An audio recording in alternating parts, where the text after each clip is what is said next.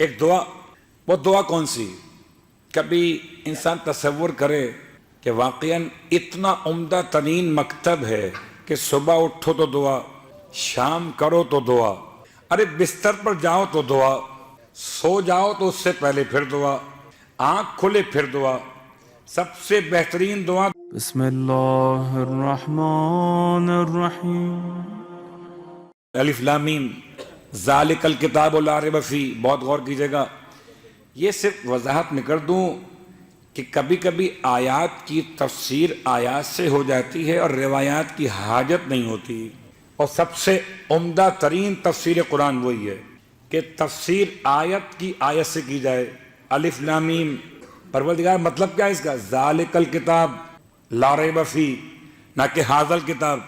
ذالک الکتاب، کوئی اور کتاب بھی ہے کہ ایک حاذل کتاب یہ کتاب ہے، ایک وہ کتاب ہے، یہ کتاب وہ ہے کہ جو کاغذ پہ لکھی گئی. اس کتاب میں تو کتنے لوگوں نے اشکالات کیے. حاذل کتاب یہ اور ہے، ذالک الکتاب. اب صرف اتنا جملہ کافی کہ حاذا اس میں اشارہ قریب کے لیے، پھر متوسط ذاکا، پھر بعید ذالکا.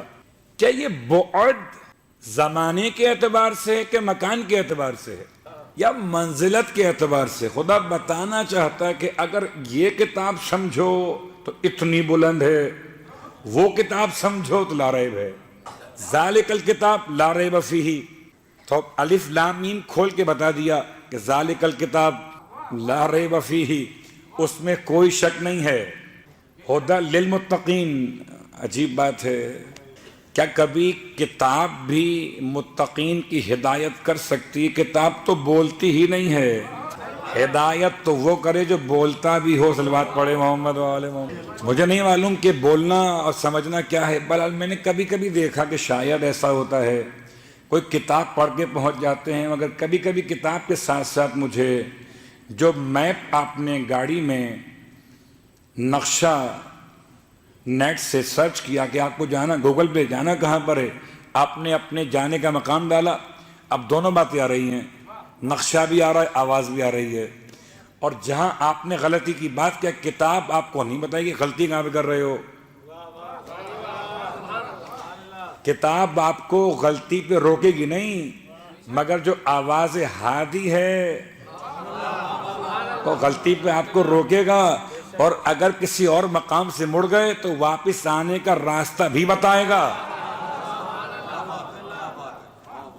ہے نا مثال؟ ورنہ تو آپ کتاب پڑھیے اور کتاب پڑھ کر چلتے جائیے. آج تک کسی نے میڈیکل کی کتاب سے علاج بھی کیا ہے؟ علاج اگر کرے گا تو یا تو اسپتال میں ہوگا یا قبرستان میں. صلوات پڑھے محمد و آل محمد. اس لیے ھدی للمتقین، ایک کتاب، وہ کتاب اس میں شک نہیں ہے، وہ کتاب متقین کے لیے ہدایت ہے. تم ہدایت کہتے کس کہ جو انسان کی رہنمائی کرے. الذین یؤمنون بالغیب. متقین کون ہیں؟ متقین کی پہلی صفت یہ کہ وہ غیب پر ایمان رکھتے ہیں. غیب کیا ہے؟ غیب ہے بمقابلے شہود. جو ظاہر ہے وہ شہود ہے، جو ظاہر نہیں ہے وہ غیب ہے. تو غیب کیا کیا ہے؟ غیب ذات خدا غیب، غیب قیامت کا عنوان غیب، غیب جنت اور جہنم غیب. اسی انداز سے غیب میں وہ دن بھی شامل اس دن کو یوم ظہور کہتے ہیں. یوم ظہور غیب ہے. یوم رجعت کیا ہے؟ غیب. یوم قیامت کیا ہے؟ غیب. تو الذین یؤمنون بالغیب. اب کوئی مجھ سے نہ پوچھے کہ مولانا عقید رجعت کہاں سے لے کر آ گئے، کہ اگر یہ غیب ہے تو غیب پر ایمان متقین کی علامت ہے، اور متقین کی رہنما ہے کتاب. تو کتاب بتائے گی کہ غیب میں کون کون سے دن شامل ہیں. جب کتاب بتائے تو مان لو گے نا. صلوات پڑھے محمد و آل محمد. اور پھر بہت آہستہ آہستہ، ابھی ہم روایت میں داخل نہیں ہوئے، ابھی تو ہم 3 آیات سے استفادہ کر رہے تھے. اب آئیے ایک دعا، اور دعا کے ساتھ ساتھ پھر ایک ایسی شخصیت سے اپنے فرش ادا کے اس ماحول کو معطر کریں گے اس کا نام بہت کم لیا جاتا ہے. وہ دعا کون سی؟ کبھی انسان تصور کرے کہ واقعاً اتنا عمدہ ترین مکتب ہے کہ صبح اٹھو تو دعا، شام کرو تو دعا، ارے بستر پر جاؤ تو دعا، سو جاؤ تو اس سے پہلے پھر دعا، آنکھ کھلے پھر دعا. سب سے بہترین دعا دعائے احد. بار روایت امام صادق علیہ الصلوۃ والسلام فرمایا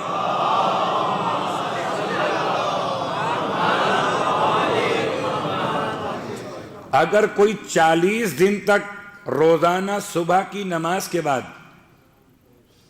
اگر کوئی 40 دن تک روزانہ صبح کی نماز کے بعد دعائے احد کی تلاوت کرے تو خدا اسے امام زمان کے سپاہیوں میں شامل کر لے گا. امام زمان کے سپاہی دو طرح سے ہوں گے، یا منزل ظہور پہ ہوں گے یا منزل رجعت میں ہوں گے. دو اعتبار سے ہوں گے. دیکھیے کچھ ایسے ہوں گے جو قبر میں جائے بغیر مولا کے پاس آئیں گے، ان کے لیے ہے ظہور. اور کچھ ایسے ہوں گے جو قبر میں جانے کے بعد اللہم ان حال بینی و بینہ الموت، مگر اس سے ترجمے کے ساتھ ذرا قریب ہو جائیے، اللہم ان حال بینی و بینہ الموت، اے خدایا اگر حائل ہو جائے میرے اور امام زمان کے درمیان الموت.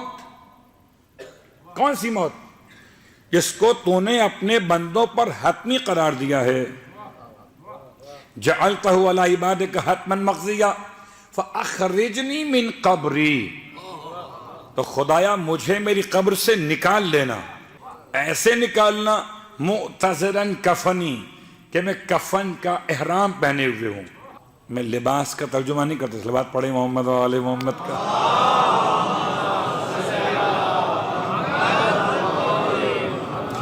معتذرن اعتذرا، ازار، ازار کیا ہے؟ وہ جو نیچے لنگ باندھی جاتی ہے. کیا عمدہ ترین انداز ہے کہ انسان دو ہی مقامات پر ایک چادر اوپر ڈالے ہوئے ہوتا ہے اور ایک چادر بطور لنگ کے پہنے ہوئے ہوتا ہے. یا تو خدا کی بارگاہ میں لبیک کہتے ہوئے، یا زمان ظہور میں امام زمان کی بارگاہ میں لبیک کہتے ہوئے، یا خدا کا گھر یا خدا کے گھر میں جو اہل بیت، یا تو ادھر احرام یا ادھر احرام. بس فرق اتنا ہے کہ وہ احرام خود پہنتے ہو، اس احرام میں اور اس احرام میں ایک ہی خاص قربت ہے. کون سی ہے؟ کہ اس احرام میں خوشبو حرام، ساری خوشبو حرام. اس احرام میں کافور کے علاوہ ساری خوشبو حرام. دوسرا فرق یہ ہے، اس احرام کی مجبوری ہے کہ جہاں جاتے ہو وہاں خاک شفا ساتھ لے جانا مشکل ہے، اور حالت احرام میں اسلحہ اٹھانا منع ہے. صلوات پڑھے محمد و آل محمد. یہ کون سا احرام ہے؟ خاک شفا بھی ہے اور ایک چھوٹی سی 2 شاخہ لکڑی بغل میں ہے بدن سے لگی ہوئی، اور ایک کپڑے کے باہر ہے. سوچتا تھا یہ کون سا مکتب ہے کہ زندگی میں تو بے ساکھیاں تھی نہیں، یہ مرنے کے بعد بیچارے مردے کو کیا بنا دیا ہے.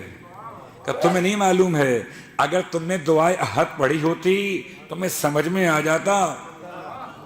معتذرن کفنی شاہرن سیفی مجردن قناتی، میری تلوار نیام سے باہر ہو، نیزے کی نوک چمک رہی ہو، دو ہی چاہیے، اور دونوں دے کے سلایا کہ صلوات پڑھے محمد و آل محمد کو.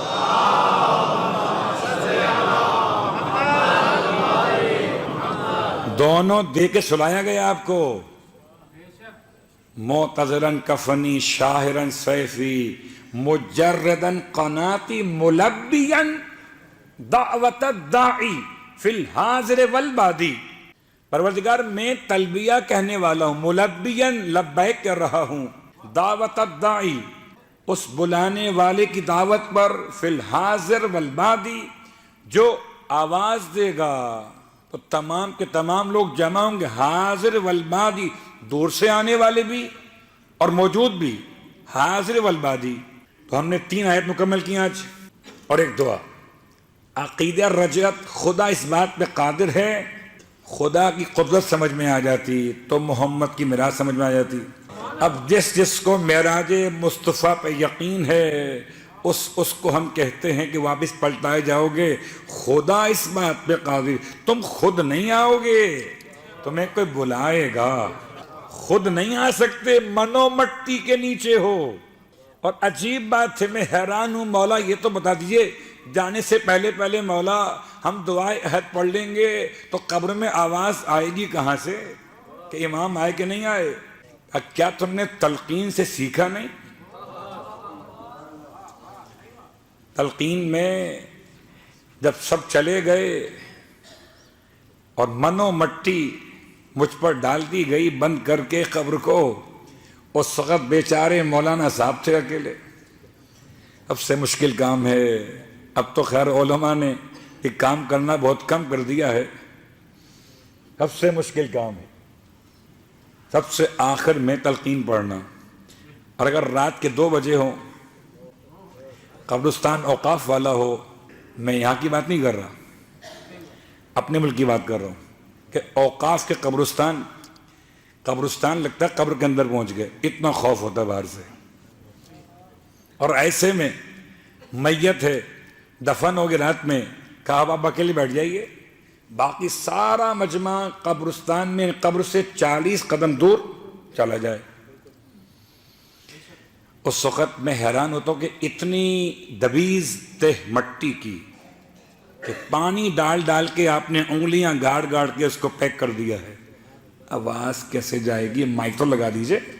کہ بات بڑی آسان سی ہے کہ اس کے نیچے آواز جانے کا عقیدہ سمجھ میں آ گیا تو یہ تراب کی دیوار ہے،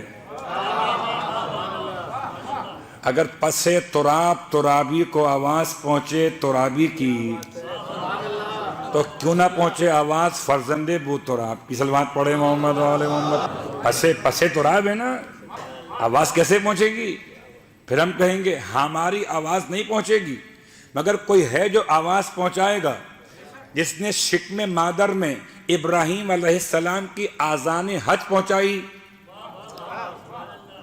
جس نے شکم مادر میں، صلب بدر میں، عالم ارواح میں، عالم اسلاب میں، عالم ارحام میں حضرت ابراہیم کی آواز حج، اعلان حج پہنچائی۔ اور آپ کو یقین ہے مسلمانوں کو کہ جس نے جب لبیک کہا حج پہ جائے گا، اور جتنی بار کا تب جائے گا۔ اگر شکم مادر کی قبر میں آواز آ سکتی ہے، یہ بھی ایک قبر ہی تو ہے۔ اب یہ الگ بات ہے کہ جنت نما، صلوات پڑھے محمد و آل محمد، اگر وہاں آواز آ سکتی ہے تو آواز باہر بھی آئے گی۔ تو یوم رجعت یعنی کہ ایک مومن کی ذمہ داری کہ اس بات پر یقین رکھے اور یہ دعا پڑھتے ہوئے یقین رکھے کہ اللہم ان حال بینی، اگر حائل ہو جائے، اگر حائل نہ ہو تو بات اور ہے، پھر میں اور امام ساتھ ہیں، امام بھی ظاہر ہوں گے، میں موجود ہوں گا، امام بلائیں گے پہنچوں گا۔ لیکن ان حال بینی اور بینہ الموت، اگر میرے اور امام کے مابین موت حائل ہو جائے تو پروردگار مجھے میری قبر سے اٹھانا۔ اٹھے گا کب؟ جبکہ نئی زندگی ملے گی۔ اور نئی زندگی کیوں ملے گی؟ کہ خون حسین کی محبت ہے۔ کتنا روتے تھے امام پر، اور آئیے ایک ایسے امام کے جانثار کا تذکرہ کروں، اس کا احوال بہت کم بیان کیا جاتا ہے۔ ویسے امام کے انصار، امام کے اقربا کتنے تھے، اس میں شاید کوئی گنتی بیان کرنا بڑا مشکل کام ہے۔ میں کہوں 72 تھے تو 72 شاید اس روایت کی بنیاد پر سمجھے گئے جو مکۃ المکرمہ، مدینہ منورہ سے جو آپ کے ساتھ آئے تھے۔ کتنے اقربا ایسے ہیں، کتنے انصار ایسے ہیں جو امام کے ساتھ آئے نہیں تھے، بعد میں شامل ہوئے، اور تا قیام قیامت تک امام کے انصار بڑھتے رہیں گے۔ کوئی فگر معین نہیں ہو سکتی، اس لیے کہ جابر ابن عبداللہ الانصاری نے عطیہ ابن عمران العوفی سے یہ تو فرمایا تھا کہ عطیہ اگر ہم لیٹ پہنچے تو کوئی بات نہیں ہے، اگر تم اس عمل پر راضی ہو، اس اقدام پر راضی ہو مولا حسین کے، تو پروردگار تمہیں اس قوم کے ساتھ محشور کر دے گا۔